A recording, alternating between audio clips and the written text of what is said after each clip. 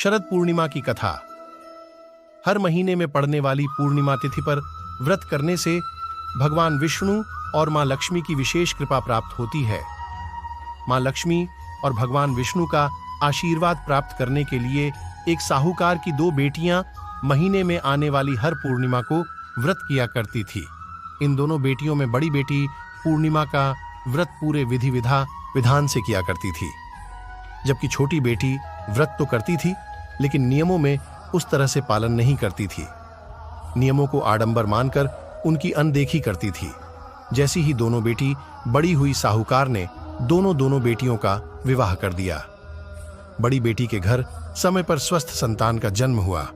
छोटी बेटी को भी संतान हुई, लेकिन उसकी संतान जन्म लेती ही दम तोड़ देती थी।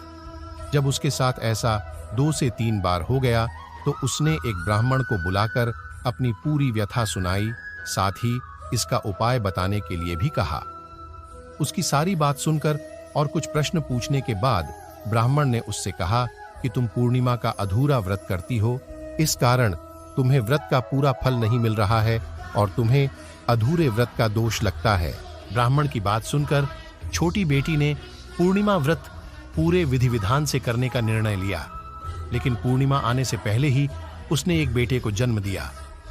जन्म लेते ही बेटे की मृत्यु हो गई। इस पर उसने अपने बेटे शव को एक पीढ़े पर रख दिया और ऊपर से एक कपड़ा इस तरह ढक दिया कि किसी को पता न चले। फिर उसने अपनी बड़ी बहन को बुलाया और बैठने के लिए वही पीढ़ा दे दिया।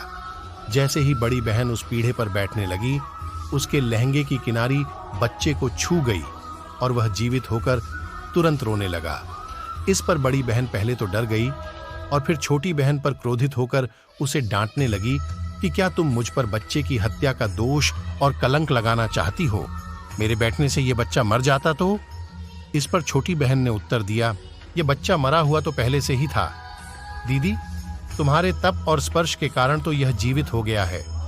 पूर्णिमा के दिन जो तुम व्रत और तप किया करती हो, उसके कारण तुम दिव्य तेज से परिपूर्ण और पवित्र हो गई हो। अब मैं भी तुम्हारी ही तरह व्रत और पूजन करूंगी। इसके बाद उसने पूर्णिमा व्रत विधि विधान से किया और इस व्रत के महत्व और फल का पूरे नगर में प्रचार किया। जिस प्रकार मां लक्ष्मी और भगवान विष्णु ने साहूकार की बड़ी बेटी की कामना पूर्ण कर सौभाग्य प्रदान किया, वैसे ही हम पर भी कृपा करें।